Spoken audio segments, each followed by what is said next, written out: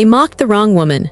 In a single night, inside a glittering ballroom filled with diamonds, champagne, and cruel laughter, a billionaire family thought they were humiliating nobody. But that nobody held the power to erase their entire dynasty with one phone call. This is not just a story about wealth and power. It's a story about dignity, betrayal, and the price of cruelty. And trust me, what happens next will leave you breathless. If you believe respect is worth more than riches, stay with us.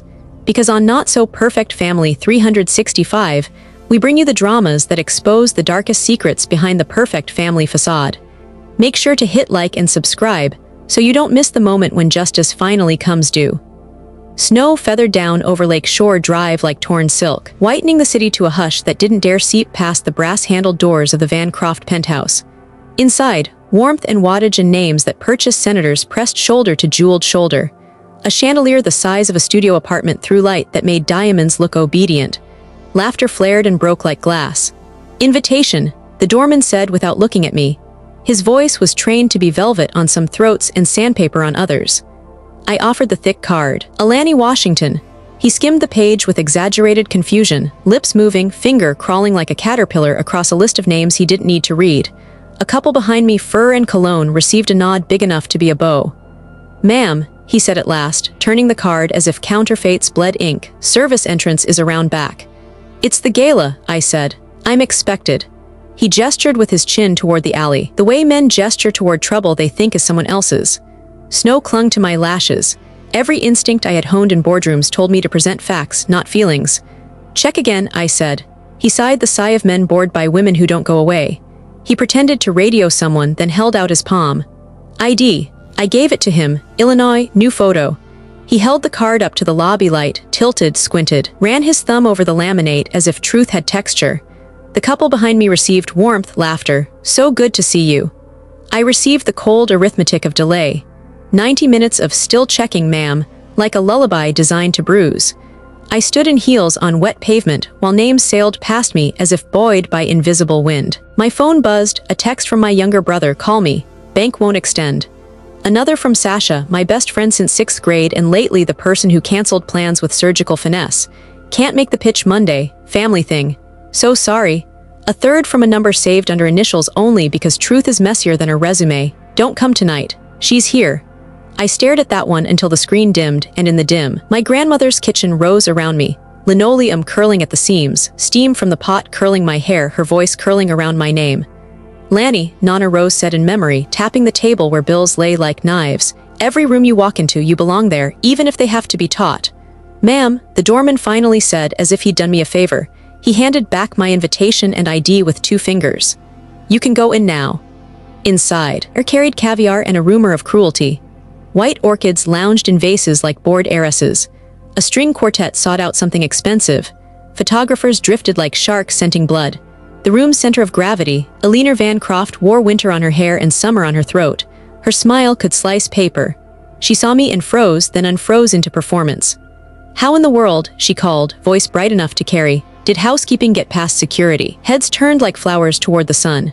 "This is a private event." Harrison Bancroft boomed from a circle of money. His tuxedo fit like legacy. "Security," I opened my mouth. "Mrs. Bancroft, Mr. Bancroft." Carter, their son, already lit from within by whiskey, lifted his phone like a priest lifts a chalice.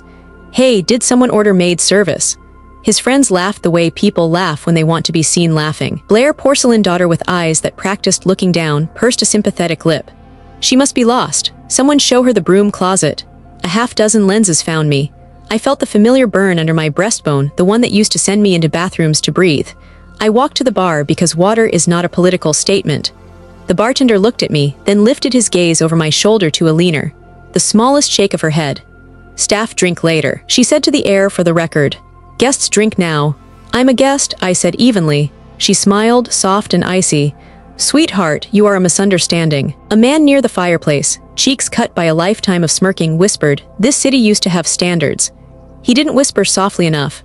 "Alani," a familiar voice from my left, Rebecca, a venture partner who wore sincerity like perfume. Relief bloomed someone sane, a lifeline, until she stepped past me without stopping, eyes glazing into the practiced vacancy of self-preservation. She had seen the room and done the math. "I'll circle back," she mouthed, already orbiting a new sun. "See," Carter crooned, "even your friend knows the dress code." I laughed once, the sound startling my own throat. "You don't know me," I said. Blair's smile sharpened. "We know enough." I thought of the private Slack channel that hummed at Apex Stratos after hours, the engineers who taught themselves to code with borrowed textbooks, the night we moved $1 billion through 5 continents without spilling a drop. I thought of the small savings account I still kept under a name no one in this room could pronounce, the one that paid for funerals and Friday night miracles.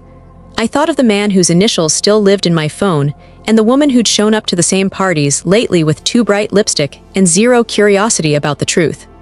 "Alani." The voice behind me was new, Greg from downstairs, the gatekeeper who had become a wall. He'd come up to watch the spectacle he'd curated. "Everything okay?" "Peaky," I said. "Her name is Alani," Alina repeated, tasting it like something she'd send back to the kitchen. "How unfortunate." Harrison spread his arms. "Let's not let one incident spoil the evening. We have an announcement after all."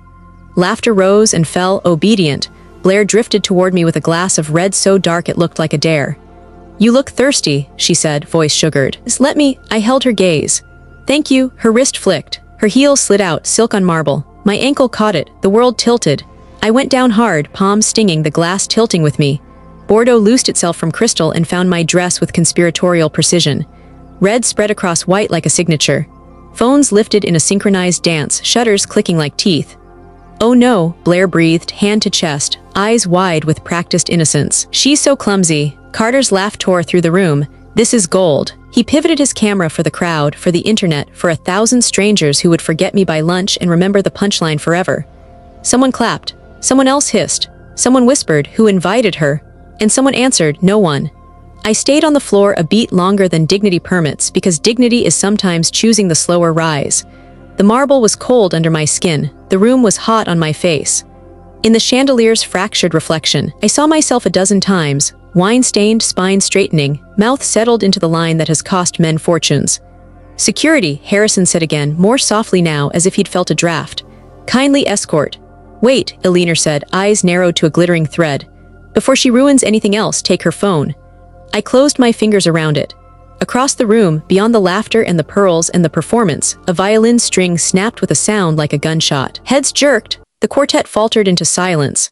And then, underneath the chandelier and the cameras and the woman who just called me a misunderstanding, my phone began to ring. The Bankrupt name still meant something in Chicago, at least on invitations, on brass plaques, on the lips of those who needed something. But behind the gilt edges, the family was a cathedral of cracks. They wore their masks so long they forgot the faces underneath. Harrison Bancroft stood at the center of the ballroom like an aging general who no longer trusted his troops. 65, barrel-chested, a tux tailored to hide a stomach soft with excess and fear. His salt and pepper hair was slicked back with more precision than his finances. To the crowd, he was still Mr. Bancroft, titan of real estate, but in his own mind, numbers screamed. His company was bleeding red. Loans stacked on loans. Deals hedged with lies. Every toast he raised tonight was a prayer disguised as confidence. Just get through the announcement. Just sign the merger. Just breathe. He glanced toward the bar where Elinor played queen. She was 61 and wore 60 like a crown, diamonds climbing her ears, her throat, her wrist. She had been born into modest means but perfected the art of reinvention. She built her identity out of pearls and cruelty, stitching together a persona too brittle to bend. Her voice carried above the music. "Darling, a glass of champagne for Mrs. Davies, know the vintage. She's had a dreadful time with her stocks. Always instructing, always curating her empire of perception. Elinor didn't care about people, she cared about her place above them." "Elinor," Harrison murmured, tugging her sleeve. "Keep it together, we need tonight to shine." She leaned closer, smile still frozen for the room. "I always shine, you just try not to sweat." Across the floor, Carter Bancroft prowled like a prince without a kingdom. 29 years old, handsome in a reckless, spoiled way. He wore a tuxedo that cost more than his car, though the car, like everything else, was his father's purchase. "Shot, shot, shot." He chanted, rallying a cluster of idle trust fund heirs at the corner bar. His voice was raw from whiskey, his grin too wide. Carter had failed at every venture, nightclubs, clothing brands, a crypto startup that collapsed in 3 months. Yet he never lacked confidence, only competence. "Dad's got it covered," he bragged to his friends. "Biggest merger of his life tonight. Apex something or other. Billions, will be flying private all summer."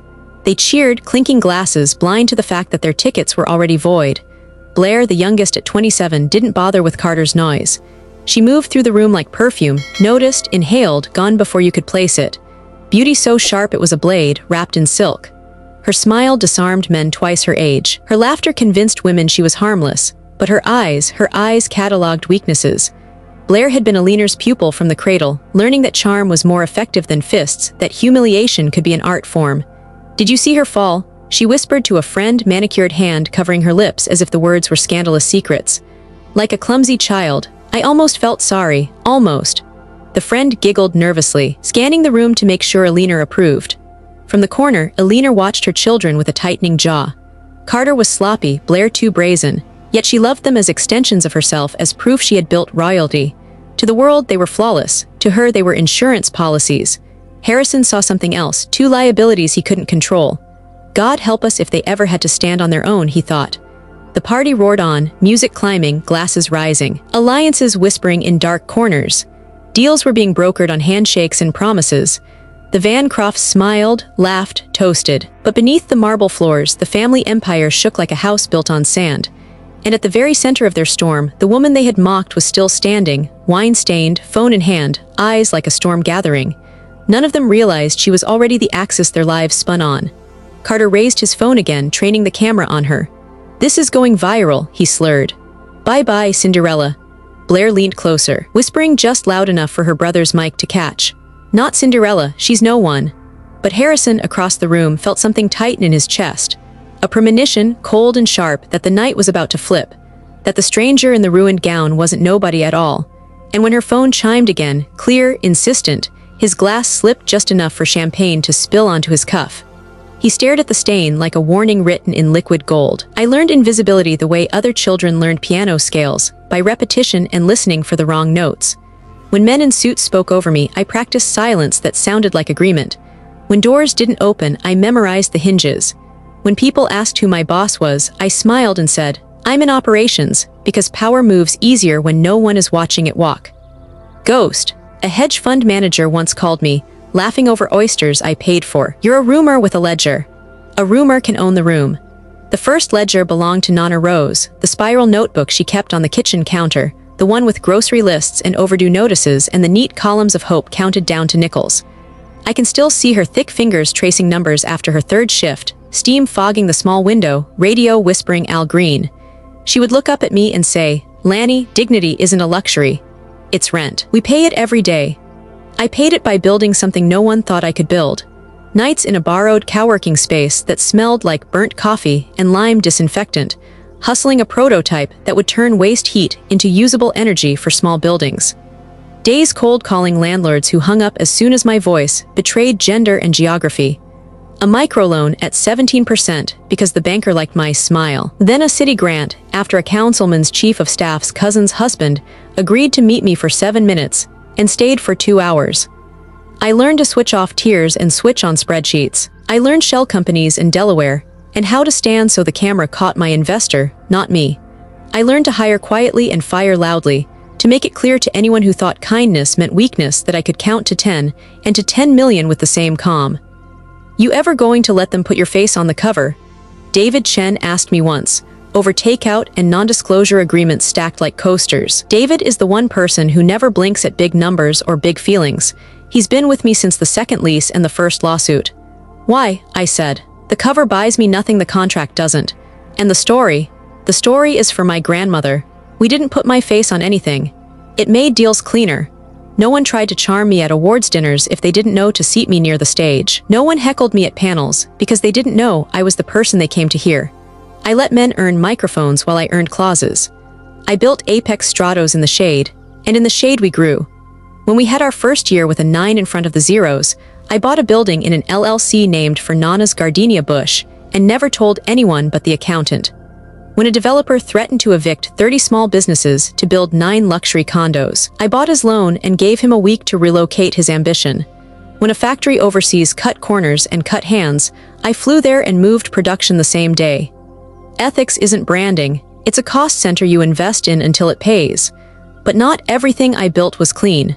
I kept a checking account with a name that never appeared on any board minutes. That account paid for coffin flowers and midnight buses, and sometimes my brother's impossible idea that next month the numbers would finally stack.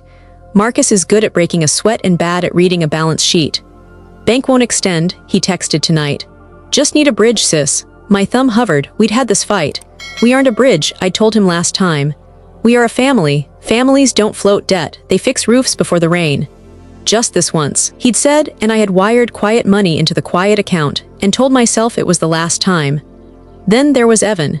He came into my life when I still believed I could be a person as well as a company. He wore shirts like second chances and listened when I talked about KWH and how cities leak like poor plumbing. He laughed at the right places. He left toothbrushes. One night I told him the story of the spiral notebook, and he kissed my wrist where my pulse galloped and said, "You don't have to be tough with me." But men who say that don't always mean it. They mean, you don't have to be tough if you are soft only for me. He wanted a version of me that slept, that said yes when he said we. He wanted the cover, the arm piece, the story. I love you, he said, but I hate the way you disappear. I disappear because that's how the work gets done, I said. Then he married a woman who prefers parties to prototypes. Tonight, when the text came, don't come tonight, she's here. I didn't reply. There is a special humiliation in being warned away from a room you already paid for. Sasha was different, or I thought she was. We met in middle school when a teacher accused us of cheating because two brown girls aced a math test without looking at our desks. We built each other like scaffolds. She held me up when I worked through nights. I held her up when graduate school taught her how to be the only in rooms where only wasn't welcome. We promised what girls promise when the world is big and rent is small. Forever. Lately, Forever had meetings I wasn't invited to. A VC she used to call a vulture suddenly called her visionary. A deck we polished together showed up with only one name on it. Can't make the pitch Monday. She texted tonight, family thing, so sorry. I saw her earlier across the same ballroom, angled toward Alina with the polite interest of someone measuring fabric. Alina laughed too loudly. Sasha glanced at me, then away. The math teacher was right about one thing: people copy what works. At the bar now, wine drying sticky on silk, I scrolled through messages to keep my hands busy and my anger still. David had sent me a single line, contracts loaded. Your call. Beneath it, the packet. A root system of entities and obligations, a century-old empire starved by greed and about to be fed by my signature. I had agreed to this merger because it would mean thousands of jobs secured, grid upgrades funded, a corridor of buildings retrofitted instead of raised. I told myself the price of saving a city sometimes included saving the people who broke it. I told myself that if I stood next to Harrison long enough, people would notice the work, not the optics. I told myself a lot of things while a valet pointed me to the alley and a guard examined my face like a forgery. I could hear the quartet again, recovered from their broken string, the music smoothing over the room's edges like icing over a crack. I could hear Carter's laugh rewind and replay. I could hear Nana Rose reminding me about rent. S. Washington, a whisper at my shoulder, not Alina's caddish soprano, not Blair's caramel poison, a woman in black with a tray and eyes that had watched too many nights from the service door. Water, she said, offering a glass she had poured anyway. Thank you, I said. The glass was cold as a promise kept. She shifted, lowered her voice further. They watch people like me. They forget who watches them. She slid a napkin under the tray so smooth it looked like nothing. On it, a still image from a phone. A frame paused mid-sabotage. Blair's heel reaching, my ankle catching, the wine arc not an accident at all. Proof, in case anyone asked what happened tonight. I folded the napkin, the paper soft with heat from the lights. Across the room, Alina was congratulating herself. Harrison was glancing at his cuff as if stains come with omens. Blair was perfecting the angle of her repentance for the cameras. My phone vibrated again. David, press is in the anteroom. They moved the announcement up. 2 minutes. 2 minutes to play nice and keep the city's lifeline intact. 2 minutes to sign my name under Harrison's and deliver oxygen to a family that just tried to teach me my place. Another buzz, an unknown number, a link. I tapped it. A live stream already racking up views. The caption read, "Housekeeping makes a splash at Bankrupt Gala." The comments crawled. The angles multiplied. Someone had captured the trip perfectly, zoomed, slowed. Even the blind could see it. On the mezzanine above, a brass plaque glinted under the chandelier's light. I had commissioned it 3 years ago, buried in a corridor people use when they're lost. Bancroft Tower, Apex Stratos Holdings, LLC. They danced inside my asset and called me a misunderstanding. Your call, David had said. The service worker cleared her throat, eyes flicking to the ballroom doors where a publicist with a headset hovered, scanning for me the way people scan for fire exits. Ma'am, she said, as if the word might break on her tongue. Do you need anything else? Yes. I needed justice that wasn't a headline. I needed my brother to stop building bridges out of IOUs. I needed Evan to stop texting me at midnight from other women's parties. I needed Sasha to remember who solved the proofs with her. I needed tonight to bend. I lifted the phone. "David," I said when he answered. "Open the black folder." Silence crackled, the sound paper makes when it's about to tear. "You're sure?" he asked. Across the ballroom, Harrison raised his hands for attention. Cameras pivoted as if he possessed magnetic north. The string quartet poised. Alina's smile brightened, greedy for the light. "Send me the confirmation," I said. And from somewhere high above the chandeliers, just as the publicist spotted me and lifted her arm to beckon me on stage, the building lights flickered. The lights steadied, but the tremor they left behind rippled through the room like a warning. Harrison cleared his throat into the microphone, forcing his voice into the brittle authority of a man who couldn't afford to sound afraid. "Ladies and gentlemen," he began, "tonight is a celebration of legacy, of progress, of a future brighter than ever." Applause scattered politely. Alina glowed beside him, clutching her flute of champagne like a scepter. Blair leaned into the spotlight, perfect posture, perfect smile. Carter whooped loudly, off-key to the dignity of the moment, but no one dared shush him. From my corner, the wine stain on my dress had stiffened into a crimson brand, catching light with every camera flash. Phones still hovered near me like vultures waiting for their next meal. My own phone buzzed again, David's name across the screen. Final check. "Do you want the contracts queued for signature?" I didn't answer, not yet. I slid the phone into my palm and walked, slow and deliberate, toward the center of the ballroom. The music softened, then stopped altogether as people noticed me cutting through the crowd. Whispers rose. "Is she still here? God, the audacity. Security really is useless." Blair saw me coming and smiled like a predator sensing wounded prey. She stepped forward, her glass refreshed with another deep Bordeaux. "You poor thing," she cooed, voice dripping fake sympathy loud enough for microphones to catch. "You must be so embarrassed. Here, take this, at least you'll have something to hold." She extended the glass as though offering kindness, but her eyes were knives. For half second I thought maybe she had tired of the cruelty, maybe there was a flicker of humanity in her. I reached out. And then her heel darted again, silk sliding against marble. My ankle buckled. Gasps rippled as I stumbled forward, and Blair, with impeccable timing, tipped the Bordeaux. The wine cascaded like blood across my dress, soaking the stain deeper, blooming into something obscene. My body hit the marble with a smack that echoed. The laughter came instantly, cruel and hot. Carter doubled over, filming through tears of amusement. Alina's voice rang above it all, triumphant. "See," she shrieked, "this is exactly what happens when people forget their place." The cameras swung my way. The room, high on its own savagery, erupted. Phones rose higher, flashes blinding. My humiliation was their entertainment, their victory. I didn't move. Not yet. I let them feast on what they thought was weakness. Let them gloat, record post. My palms pressed into the slick marble, and I rose slowly, deliberately, the weight of every insult fueling my spine. When I stood, silence pressed against the walls. Even laughter has an end point when it meets a wall of calm fury. My phone buzzed again. I lifted it to my ear.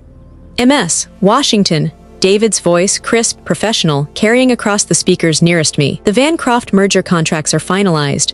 Ready for your digital signature. Shall I release them for announcement?" The room faltered. A few guests froze mid-laugh. Harrison stiffened at the podium. Alina blinked, confused. Carter replayed his video, grin faltering as he caught the words merger contracts on the edge of David's call. I held the phone, my voice level but sharp enough to slice through their arrogance. "Cancel everything, David." A hush fell. So sudden it felt like the chandeliers themselves had stopped breathing. David hesitated. "All of it, MS Washington." "All of it," I said, my gaze sweeping across the sea of stunned faces. "Terminate every deal, every loan, every contract, effective immediately." The words dropped into the silence like stones into deep water. Ripples spread through the crowd. Conversations stuttered into gasps. Harrison's face drained to ash. Alina's diamonds seemed to tremble at her throat. I ended the call with a single tap and looked around. For the first time that night, the power in the room shifted. The laughter died. Phones lowered, and every Bankrupt smile cracked, revealing the fear beneath. "Who the hell are you?" Harrison barked, voice breaking. I smoothed the ruined fabric of my dress, lifted my chin, and let the room feel the weight of the truth they had mocked into existence. The first blow had landed, and they didn't even know the storm had only just begun. "Who the hell are you?" Harrison's voice ricocheted off marble, all authority and a hairline crack of fear. I stepped into the light that had, until now, belonged to his last name. The room took a breath and forgot how to let it go. "Alani Washington," I said, calm landing like a gavel. I reached into my clutch, the ruined silk tacky with wine, and drew out a card the color of midnight. founder and chief executive officer, Apex Stratos. I placed the card in his hand. Crystal shattered somewhere, someone's glass, someone's composure. Harrison stared at the platinum-etched letters as if they might rearrange themselves if he blinked hard enough. His mouth opened and closed once, twice. Across his face, calculation tried to outrun panic and failed. Alina laughed. It came out too bright. Cute. She plucked the card from him, skimmed it, and went very still. The color drained from her cheeks in a clean, humiliating tide. No, she whispered. No. Carter edged closer, phone raised like a weapon he believed in. This is a prank, he announced to his camera, narrating his own funeral. There's no way. You negotiated for a year, I said, eyes on Harrison. Through 6 law firms and 4 intermediaries because you preferred the myth of a white-haired man in a blue suit. You never asked for a photograph. I lifted my chin. You should have. Blair's smile, already strained, tore at the edge. You're, she swallowed. That's impossible. Try improbable, I said. It's more polite. Harrison found his voice and threw it at me like a rope he hoped would pull us both back from a cliff. MS, Washington Alani, this is a misunderstanding. We were told you'd be arriving later with your team if there's been any offense. You've been very clear, I said. Every person in this room heard you. A door opened at the back of the ballroom. Shoes on marble, unhurried, inevitable. David Chen led the line, 12 lawyers in charcoal and black, briefcases squared like intentions. They didn't so much enter as change the air pressure. MS Washington. David's voice carried without a microphone. He was built to be believed. Per your instruction, Apex Stratos has terminated the Bankrupt merger and all related agreements. Notices have been served on registered agents.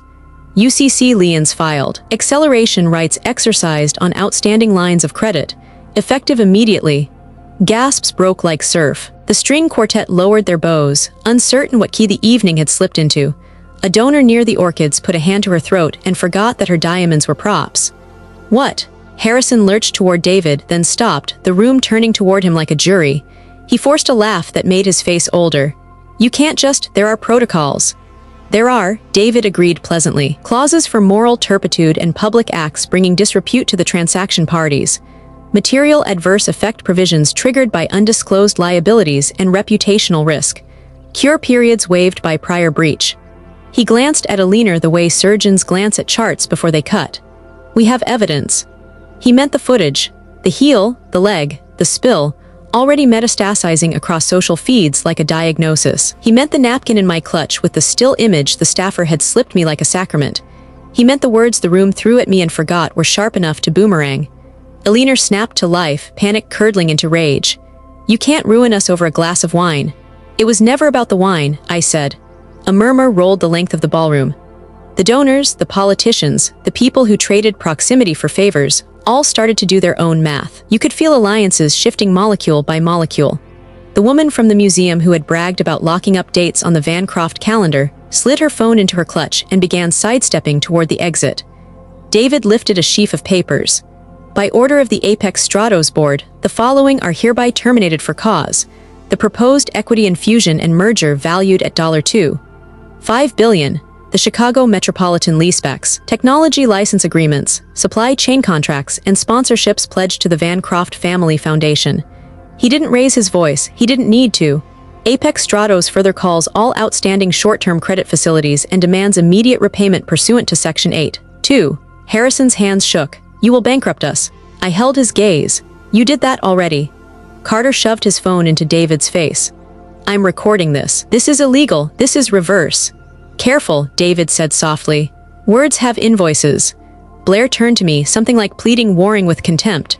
If you're really who you say you are, why hide? Why not show up like a normal person? Her eyes flicked to the camera lenses she lived for. You wanted this, you wanted the spectacle. I wanted a handshake and an announcement, I said. I wanted to toast a corridor of buildings we were going to retrofit so kids could breathe through their noses in winter. I wanted to prove that saving a city sometimes requires sleeping next to the people who broke it. I let my eyes rest on Alina.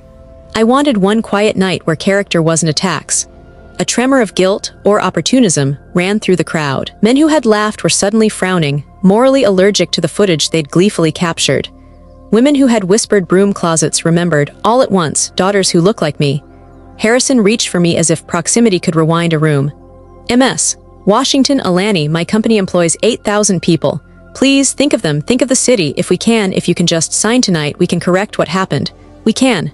Correct, Billionaire snapped. What needs correcting is your sense of enough. Harrison hissed at her through his teeth, but the microphones heard anyway.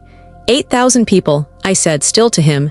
You hid the number you laid off last quarter. You hid the loans you scrambled after the last quarter. You hid a casino on your balance sheet and called it growth. His jaw worked. We did what we had to do to survive. So will I said. David's team fanned. Distributing copies to Bankrupt counsel who had materialized like mushrooms after rain. A younger attorney with sharp eyeliner glanced at a paragraph and bit her lip to keep her face from giving away the kill. Carter, whose brain stored humiliation as fuel, stepped toward me. Do you get off on this? He said, alcohol threading his voice. You come into our house. I met his camera. It's my house, I said. What? He spat. I inclined my head toward the mezzanine. The brass plaque winked under the chandelier, a fact hiding where people don't look. Bankrupt Tower, I said. Apex Stratos Holdings, LLC. I turned to the crowd.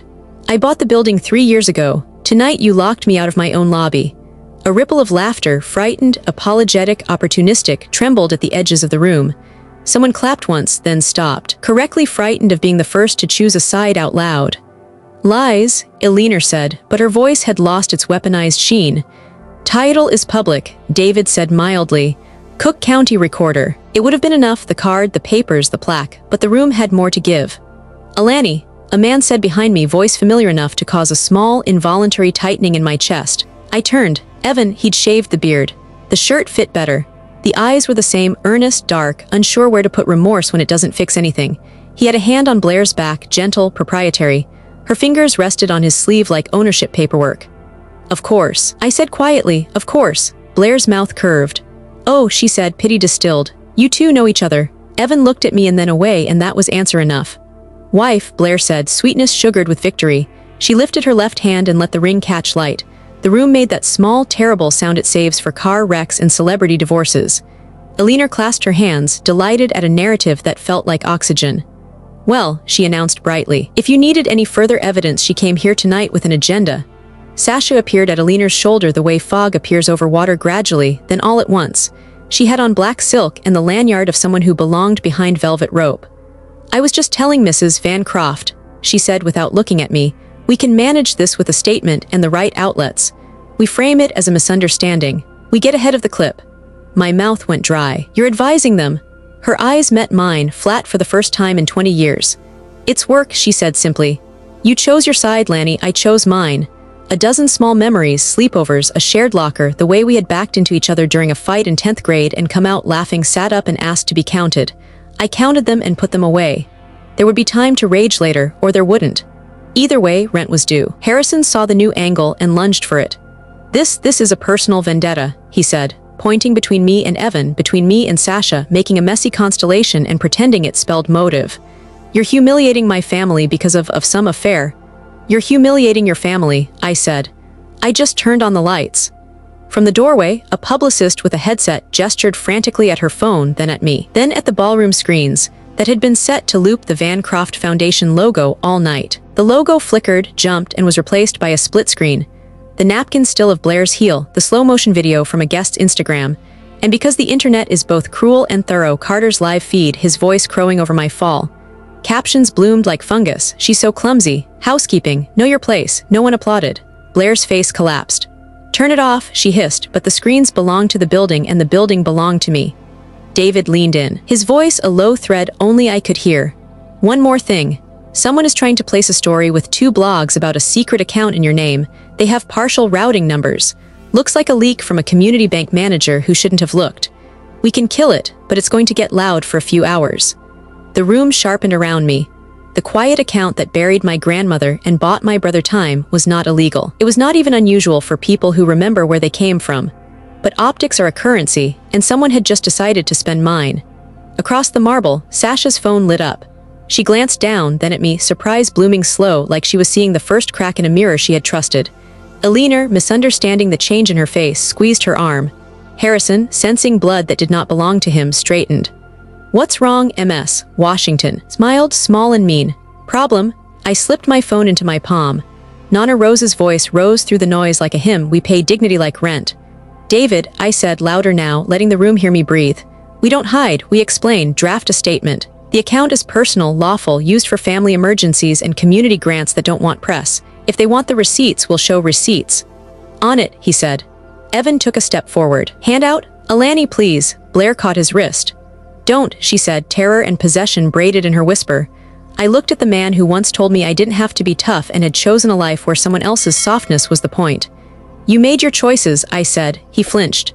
Behind me, the ballroom doors opened again. Not lawyers this time. 2 men in navy windbreakers with small badges at their belts.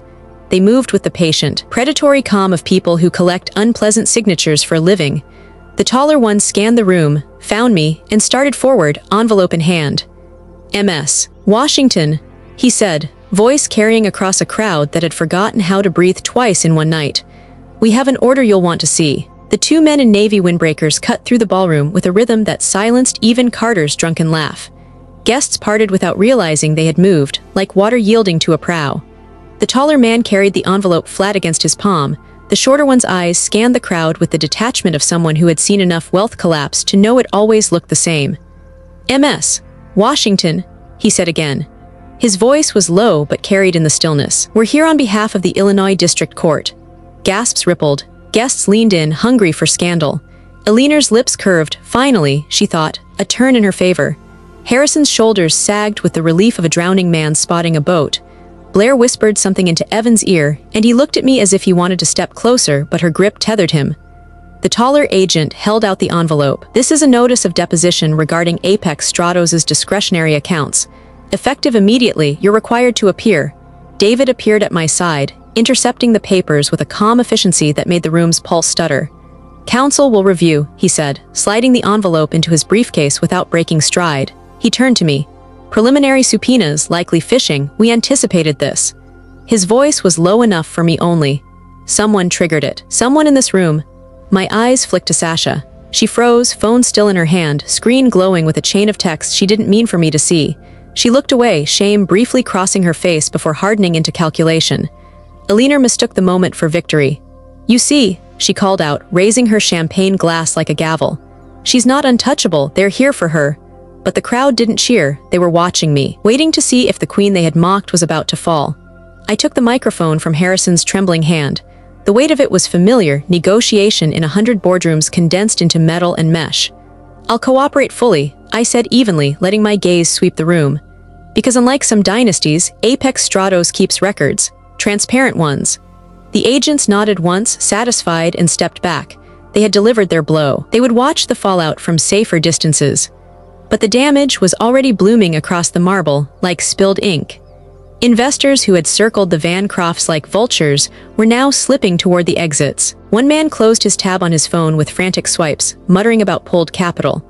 A woman whispered to her husband, "If she walks, so do we," and together they disappeared into the elevator bank. Harrison lunged for the microphone I still held. "Listen to me," his voice cracked, sharp and raw. "This is a misunderstanding. Apex Stratos needs us as much as we need them. We built this city's skyline, No, I cut in, my voice sharper than glass. You inherited it, and you squandered it." Gasps again, louder this time.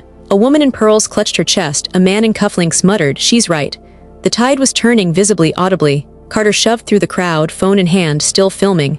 "You think you can humiliate us because you've got some billions and a sob story." He staggered closer, breath hot with alcohol. "You'll regret this. I'll make sure everyone knows what you really are." "Drunk," I said. "Or bankrupt." The crowd erupted with a jagged, uneasy laughter. Carter flushed crimson, words slurring into incoherence. His phone slipped from his grip, clattering across the marble. A guest picked it up, glanced at the screen, still recording, and didn't hand it back. Blair tried next, stepping forward with that polished charm she wore like perfume. "Alani, wait, we can work this out." Her eyes shimmered with a performance honed over decades. "You've made your point. You're powerful, strong. Let's not ruin thousands of lives over one bad night." Her words hung there, pretty plausible. The crowd leaned in, considering.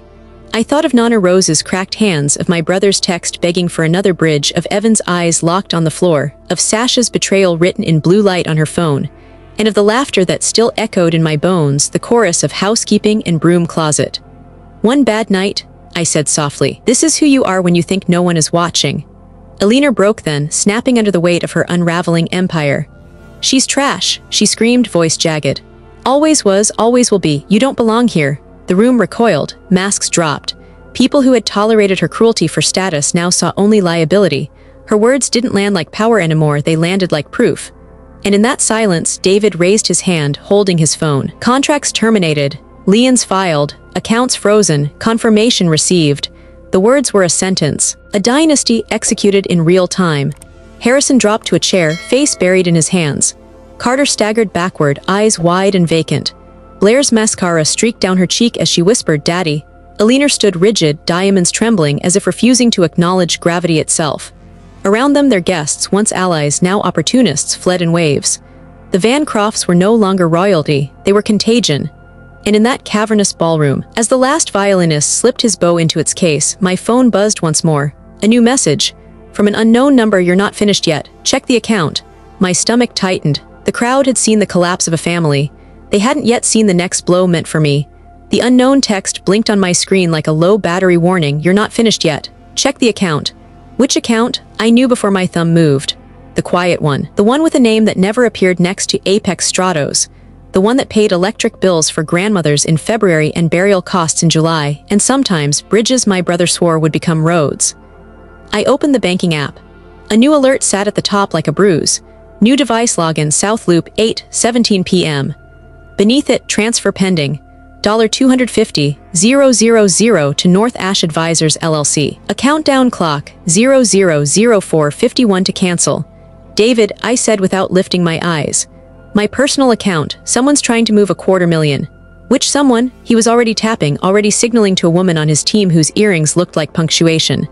"North Ash Advisors," I said. "Name ring a bell?" His mouth flattened. "Sasha's firm." I hit cancel. The spinning circle felt like waiting on test results. Transfer canceled. A fresh text arrived from the unknown number: "Don't trust her. She sold it to a blogger." A second later, another: "I'm sorry. I didn't have time to bleed." The room still wanted a show. The city still wanted a spine. I lifted the microphone. The chandeliers steadied on their chains as if they too wanted to hear. "Before we all go home," I said, "let me be very clear about what happens to the $2.5 billion that was supposed to be announced tonight." Phones rose, not to mock this time, but to record. Even Alina's attention snapped to me like metal to magnet. "It will not go to salvage a dynasty that taught itself it could buy immunity," I said. "It will go where the city actually lives." MS. Washington, Harrison started, but his voice tripped over the edge of my name. I spoke to the staff along the walls. To the valets and coat check and bartenders denied permission to pour me water. To the woman who had slipped me the napkin with proof, and the man who had held the elevator for donors who never learned his face. "Effective immediately," I said. "Apex Stratos is reallocating the full merger commitment into a new vehicle, the Grandma Rose Fund. It will seed and scale underrepresented founders, retrofit housing in asthma corridors, and replace the predatory loans that choke small businesses with patient capital.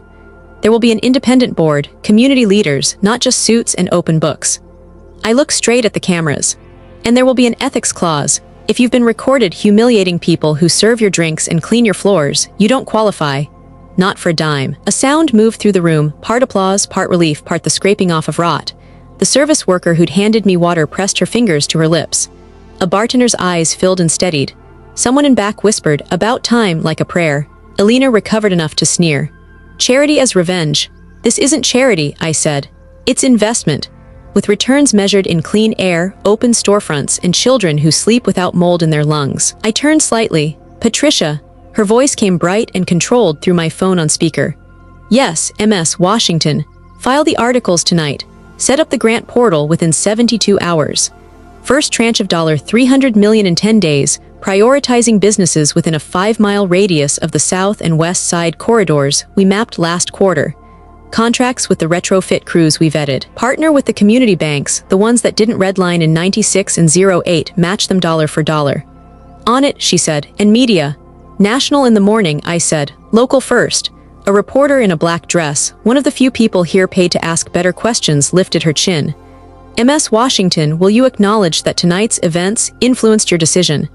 "Yes," I said. "They removed my last excuse for pretending proximity could fix character." "What about the subpoena?" A man called from the edge. "Is the fund a distraction from a personal account investigation?"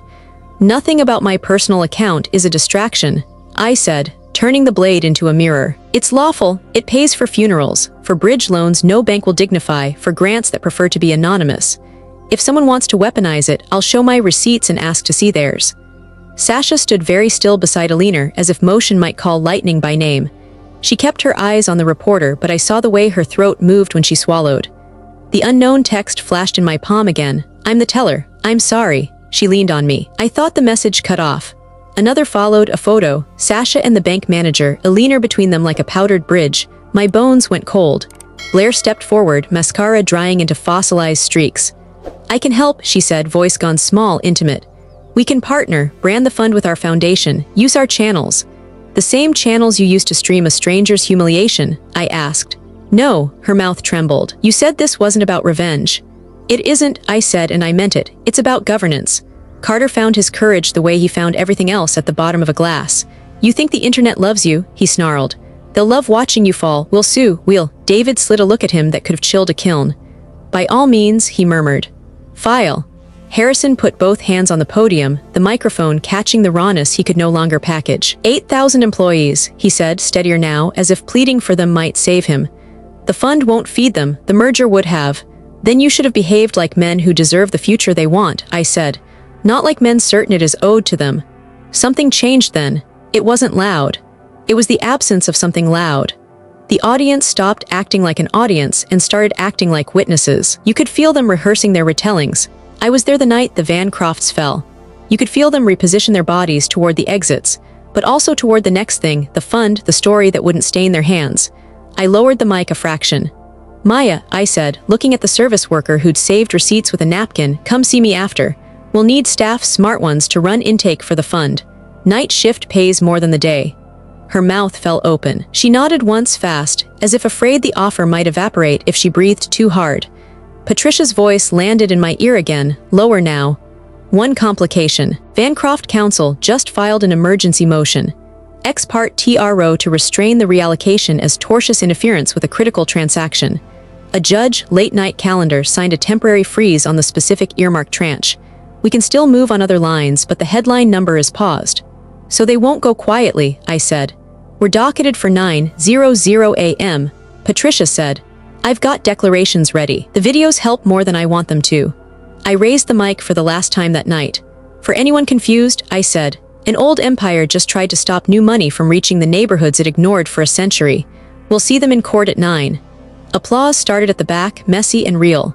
It moved forward like weather. People who had laughed at me an hour ago clapped now because clapping was cheaper than courage.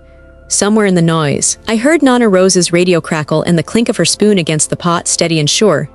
My phone vibrated again, Marcus this time. I messed up. "Then Rook wants it tonight." I signed. "They said you'd cover, please." The walls of the ballroom seemed to tilt a degree. Rook wasn't a bank. Rook was a man who called himself one. I could smell the basement where he held court, bleach, copper, fear. I typed, "Where are you?" His reply came with a dropped pin. "Warehouse. South Branch. Don't call cops." Across the marble, Sasha finally looked at me, mouth forming a silent word I'd spent half my life believing, "Sorry." Alina pulled her closer, mistaking proximity for protection. David touched my elbow. "We can file a protective order tonight if you want to move personal funds. The TRO doesn't touch them." I closed my eyes for the span of a breath. When I opened them, the room was still a ruin, just not mine. "Do it," I said, "and have a car brought around to the south entrance." "For court?" he asked. "For family," I said. The chandelier swayed once as if a door had opened somewhere high. And in the reflection of all that crystal, I saw two futures. One where I walked out and let the city finish what it had started, and one where I went where the pin had dropped and paid a different kind of rent. By morning, the footage had gone viral. Not the orchestra, not the speeches, not the overpriced gowns, but the wine blooming across my dress, the words, "Cancel everything," and the revelation of a dynasty suffocating under its own arrogance. On the front page of every paper, Billionaire CEO walks out, Bancrupts crumble. On cable news, endless loops of Alina shrieking, Carter's drunken sneer, Blair's smirk before the spill. On social feeds, the hashtags trended mercilessly. #Know Your Place flipped back at them. #Grandma Rose Fund gathering millions of likes overnight. The city woke to the sound of a family name turning to ash. 1 year later, the Bancroft penthouse no longer gleamed above Lake Shore Drive. Auctioneers had gutted it. Chandeliers dismantled, art catalogued, carpets rolled and numbered. Reporters crowded outside as movers wheeled out Alina's diamonds in velvet pouches, the same ones she'd worn when she spat the word worthless across a room. Those jewels would fund scholarships now. The irony wasn't lost on anyone. Alina herself stood in line that morning at a boutique on Michigan Avenue, not as a guest, but as an employee, folding cashmere sweaters, smiling through customers who remembered her face from the scandal. "Weren't you?" They would start, then stop, letting the recognition sting her into silence. Every shift was another layer of punishment. The queen demoted to retail clerk. Harrison fared worse. Bankruptcy court stripped him bare. The man who once toasted governors now rode the L train to a job managing a crumbling suburban apartment complex, earning less in a year than he had once spent on a weekend at the country club. His hair thinned, his suits turned shiny at the elbows. Tenants called him Mr. V without knowing he used to own half their skyline. He carried tool belts now. He unclogged drains. And at night, he sat alone, replaying the sound of glass shattering from his hand. The moment he realized everything was over, Carter became an internet meme, his slurred accusation of reverse racism remixed into music tracks, plastered on t-shirts, and weaponized as shorthand for entitled ignorance. No company touched him, no trust fund remained to prop him up. Creditors swallowed the last crumbs of his inheritance. At 30, he lived in a one-room studio with peeling paint, scrubbing toilets in the very incubator Apex Stratos funded through the Grandma Rose Fund. Each night, as he emptied bins and polished glass walls where young entrepreneurs pitched billion-dollar dreams, he saw my name etched in silver above the entrance. His humiliation was permanent architecture. Blair, once the darling of society columns, became unrecognizable. The viral clip of her deliberate trip replayed whenever her name surfaced. Dates canceled after a single Google search. Employers passed without a call back. She ended up behind a coffee counter, apron hiding the dresses she could no longer afford. Her hands, once manicured for charity galas, smelled constantly of burnt espresso and steamed milk. Customers snapped photos, whispered, "Is that her?" And she forced a brittle smile. The cruelty that had once been her weapon now boomeranged with every transaction. The city shifts. Meanwhile, the Grandma Rose Fund bloomed. Storefronts reopened in neighborhoods long abandoned. Young founders, Latina coders, Black architects, first-generation restaurateurs, cut ribbons on new businesses. Housing retrofits meant children breathing easier, asthma rates dropping. Banks that once rejected entire zip codes now matched dollar for dollar under the fund's watch. And at every event, someone would whisper my grandmother's name. Rose, the woman who once scrubbed floors for families like the Bankrupts, was now stitched into the city's fabric as legacy. The family in ruins. Alina called it destruction. Harrison called it injustice. Carter called it theft. Blair called it bad luck. But none of them called it what it was, consequence. Reporters hunted them, not for admiration but for cautionary sound bites. "What do you regret most?" one asked Harrison as he fumbled with broken blinds in a tenant's apartment. His answer never aired, his voice broke into sobs before he could finish. Alina wrote letters to old friends on embossed stationery she could no longer afford. None were answered. Social exile was harsher than financial ruin. Blair tried to sue. The case collapsed in laughter before a judge who quoted her own, recorded cruelty back to her. Carter simply disappeared into the night shift, his name reduced to a joke muttered in break rooms. And me. I walked the city differently now. People stopped me on sidewalks not to ask for autographs but to thank me. Mothers hugged me with the grip of desperation turned to relief. Students emailed me scholarship essays, ending with "This is because of you." At night, though, I still checked the quiet account. Still fielded my brother's desperate texts. Still stared at Evan's name in old threads and Sasha's absence in new meetings. Betrayals don't vanish just because victories arrive. But when I thought of that ballroom, the laughter, the stain, the words cancel everything, I felt the balance tip. For once, the scale didn't crush me, it crushed them. By morning, the footage had gone viral. Not the orchestra, not the speeches, not the overpriced gowns, but the wine blooming across my dress, the words cancel everything, and the revelation of a dynasty suffocating under its own arrogance. On the front page of every paper, Billionaire CEO walks out, Bankrupt crumble. On cable news, endless loops of Alina shrieking, Carter's drunken sneer, Blair's smirk before the spill. On social feeds, the hashtags trended mercilessly, #KnowYourPlace flipped back at them, #Grandma Rose Fund gathering millions of likes overnight. The city woke to the sound of a family name turning to ash. 1 year later, the Bancroft penthouse no longer gleamed above Lakeshore Drive. Auctioneers had gutted it, chandeliers dismantled, art cataloged, carpets rolled and numbered. Reporters crowded outside as movers wheeled out Alina's diamonds in velvet pouches, the same ones she'd worn when she spat the word worthless across a room. Those jewels would fund scholarships now. The irony wasn't lost on anyone. Alina herself stood in line that morning at a boutique on Michigan Avenue, not as a guest, but as an employee.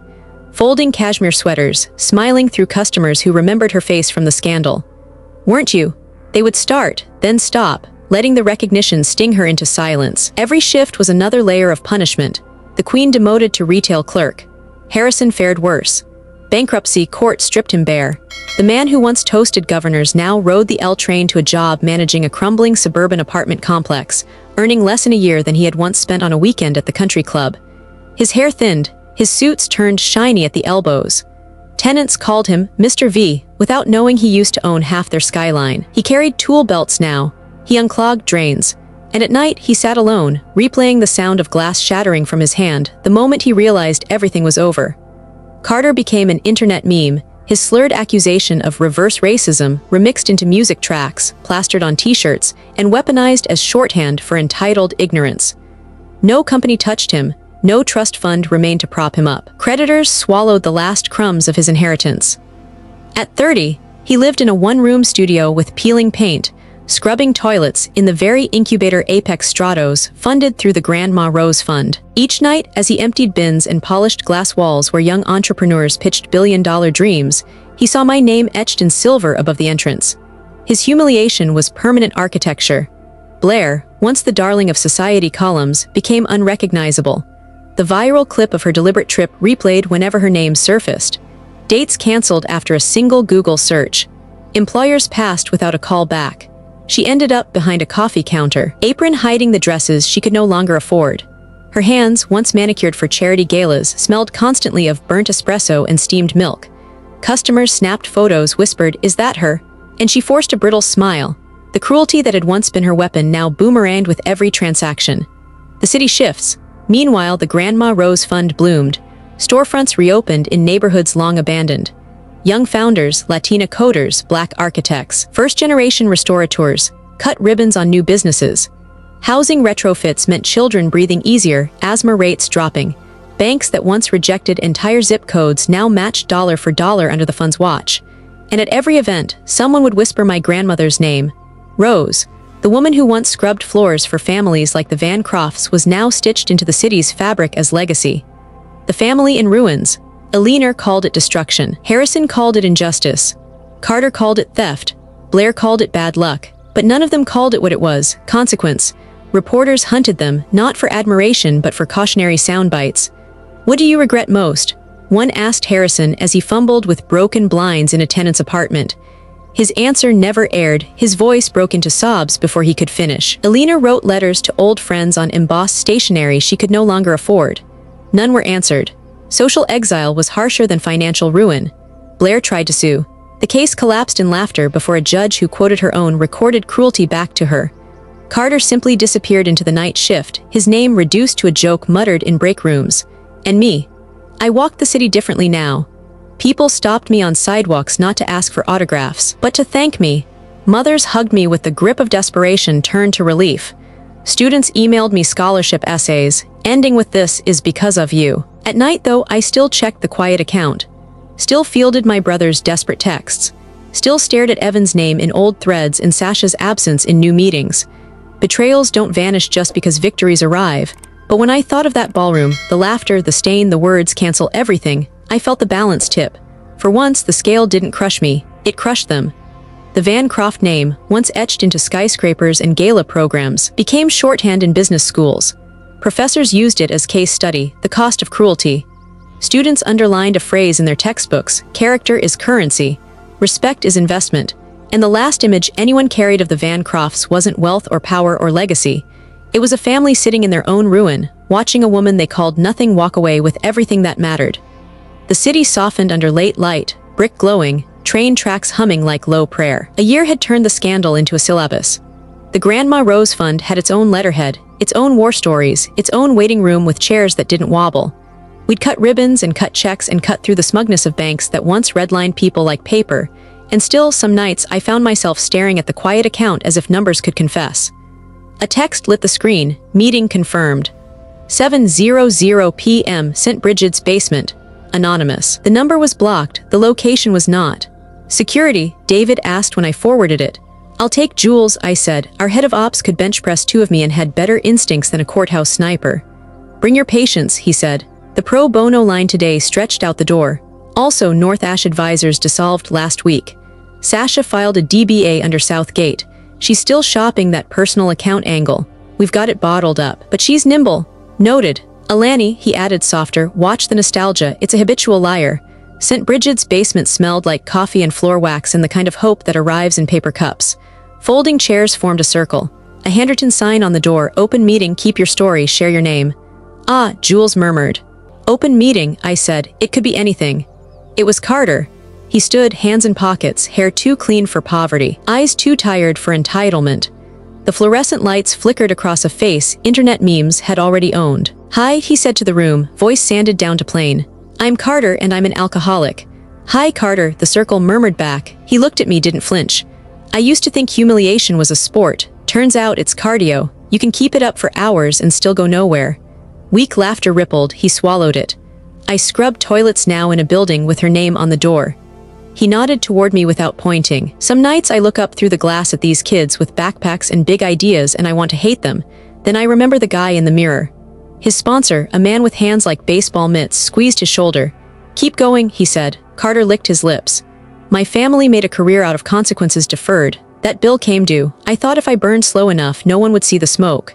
He laughed once without any heat. They saw. The internet never blinks. A woman in scrubs said, and now I don't drink, he said. Not today, and I brought something. He looked at me again. Jules shifted, the kind of shift that can become a block. It's okay, I said, even though it probably wasn't. Carter pulled a thumb drive from his pocket. It was cheap and red and shook in his fingers. I stole it, he said. From my father's storage unit. Don't call the police, or do. I don't, he swallowed. It's our offshore accounts, slush funds, the shell companies tied to judges and councilmen and a bank manager who traded favors for leaks. The room didn't gasp. They were in the business of quietly survival, but Jules' eyes clicked into a new focus. Why bring it to me? I asked. You have every reason to hate my name. Because you didn't take everything, he said. You took what we couldn't carry into the future. And because, he glanced at the floor, then back. Stubborn, adolescent honesty breaking through the wreck. Because I need something solid to give the world that isn't a clip of me being an idiot. He held out the drive. Jules took it, slid it into an inside pocket that might as well have been a safe. Strings? I asked. He shook his head. If you want to break us twice, do it. I can't carry it anymore. The circle clapped the way rooms like this clap, not for entertainment, but for the fact that someone could say a hard sentence out loud. Carter sat, looking smaller and more real. I wanted to tell him that shame can be composted, that sometimes it grows something. I wanted to tell him it doesn't always. After in the hallway he stopped me. I was awful, he said. You were, I said. He nodded like he deserved that. I heard about your brother, he added, surprising me. Rook, we used to, I mean my father, never mind, be careful. Rook's careful for both of us, I said. He flinched, recognition of a name you shouldn't say twice in the same breath. If you need, I can tell you the warehouses he uses. He looked embarrassed by the offer. I know it doesn't make me anything close to decent, but text Jules, I said. One day at a time, Carter. He smiled, small and almost human. One day. Blair found me at a fun site the next afternoon, an old school on the west side that smelled like sawdust and futures. She wore jeans and work boots so knew they still squeaked.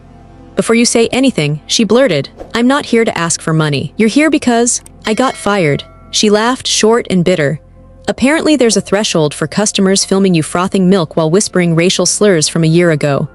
Her hands shook, she shoved them into her pockets.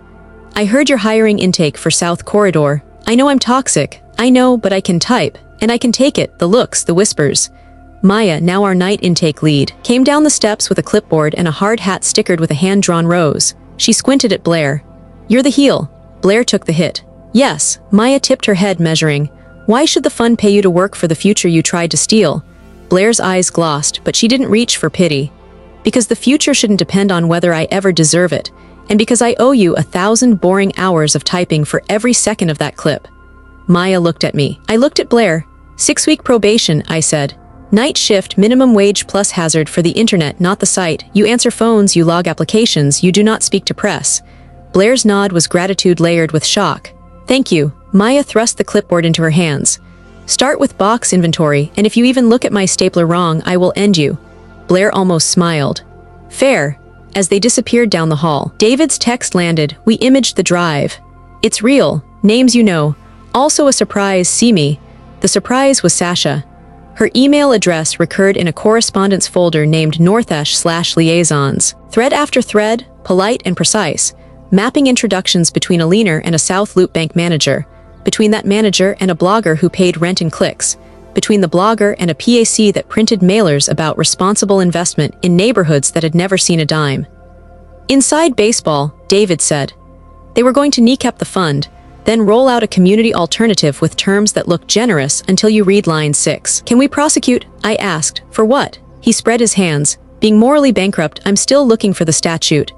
I scrolled, my own name surfacing in bullet points like a target at a range.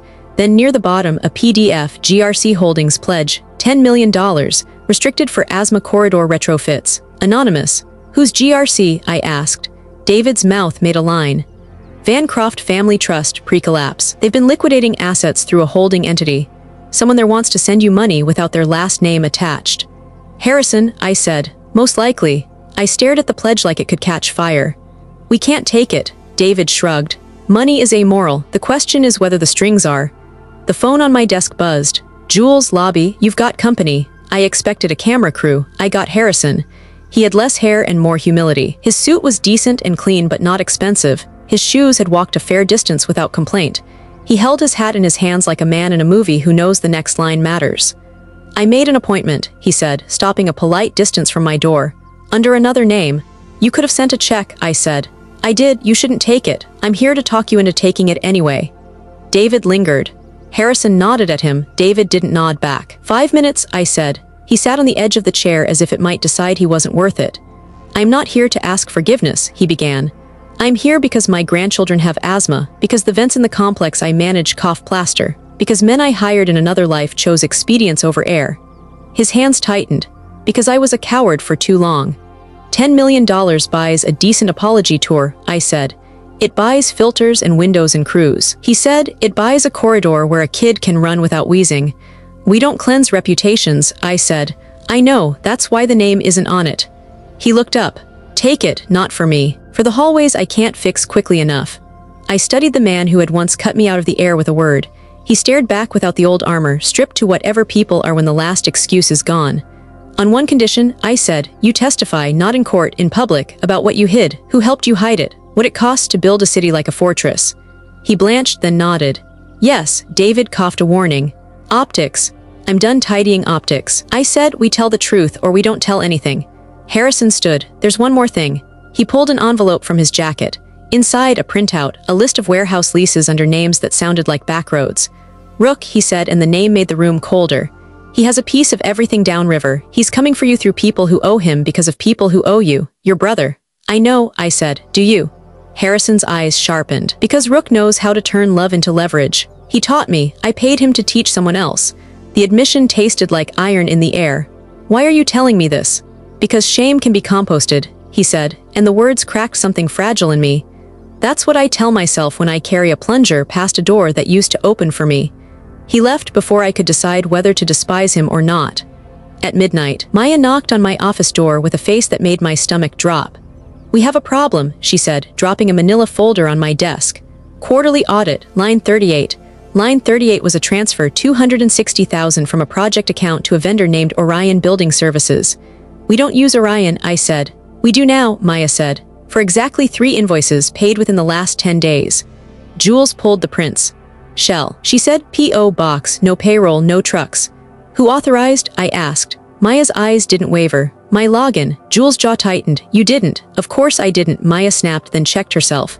But someone did. I found a swipe on the server room door at 2:30 a.m. Sunday. The keycard belongs to an outside contractor. Name? I asked. She exhaled. Evan Dawes. My breath left my body in a single, stupid sound. Why would Evan? Jules began. To hurt me, I said, equal parts answer and denial. To help someone else, to prove he can still touch the room. David's phone vibrated across the desk. He glanced, swore softly. And speaking of touching rooms, North Ash filed a complaint, alleging misuse of charitable funds. They attached those Orion invoices. They want an injunction. In the hallway, the building's motion sensor clicked footsteps. A shadow crossed my glass. Who's on lobby? Jules asked. 2 guards, Maya said. But the south entrance is. The door sensor chimed once. Quiet as a whisper, the knob turned. Evening, a man said, stepping into the light as if it were his. He was not big, but the space around him made room the way crowds do for bad weather. He smiled without heat. MS, Washington, folks call me Rook. He stepped inside as if he owned the air. Not tall, not broad, but carved of angles too sharp to ignore. His suit was dark, but his shoes gleamed. His eyes didn't. Folks call me Rook, he said again, softer this time, almost polite. The room tightened. Jules shifted, shoulders squared. David closed his briefcase like a shield. Maya set her hands flat on the desk, as if bracing against a storm. You don't have clearance, I said, voice steady. He smiled. This is for airports, not for rooms I already paid to walk into. He looked around my office with a predator's patience, his fingers trailing along the spines of reports stacked on the credenza. Grandma Rose Fund, pretty story, I almost shed a tear. He lifted one folder and let it drop. But stories don't keep people safe, numbers do, and I own more of your numbers than you think. Get to the point, David said, his lawyer's calm wrapped around steel. Rook's smile tilted. Your brother owes me, you know this, but what you don't know is how deep. He signed paper with my ink. 300,000, collateralized against family, which means you. I clenched my jaw, you're lying. Rook slipped a folded contract from his inside pocket and laid it on my desk like a magician's card trick. My brother's signature bled across the page, desperate and crooked. Marcus, my lungs locked. You want him breathing? Rook asked. Tapping the page, you cover it tonight. Jules stepped forward, fists ready. You don't get to walk in here with threats. Rook raised one finger, calm as prayer. Threat no transaction, he asked. I gave, he owes, I collect. He glanced at me. Unless you're ready to add another fund, call it the family bailout. I stared at the contract, memory clawing at me. Marcus at 12, crying because bullies cornered him after school. Me stepping between them. She fights your battles, they jeered.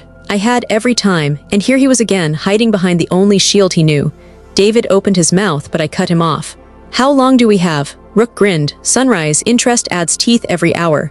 Even if I wanted to pay, I said, the fund's protected, the board would. Not the fund, he interrupted. The account, the quiet one, the one you thought no one knew about. His eyes glinted. I make it my business to know who hides lifeboats. The room chilled. Maya's face hardened. David cursed under his breath. I met Rook's stare. That money isn't for you. He leaned closer, voice intimate, poisonous. Then it becomes his coffin. The silence that followed was absolute. The hum of the HVAC, the faint honk of a horn outside, Jules' hand flexing, my pulse counting seconds like bullets. I forced my voice steady. You'll have your answer before dawn. Rook straightened, adjusting his cufflinks as though we'd concluded a board meeting. I look forward to it. He walked to the door, paused, and glanced back. You've built something impressive, MS, Washington. Shame if it all came down because of one weak link. Then he was gone, the scent of his cologne and threat lingering in equal measure. David exhaled. We can fight this. Jules shook her head. Not without blood, he's not bluffing. Maya looked at me, her eyes asking a question she didn't want answered. I sat, staring at my brother's signature bleeding through cheap paper, my grandmother's voice echoing, we pay dignity like rent. But tonight, the rent collector wore Rook's smile, and sunrise was coming.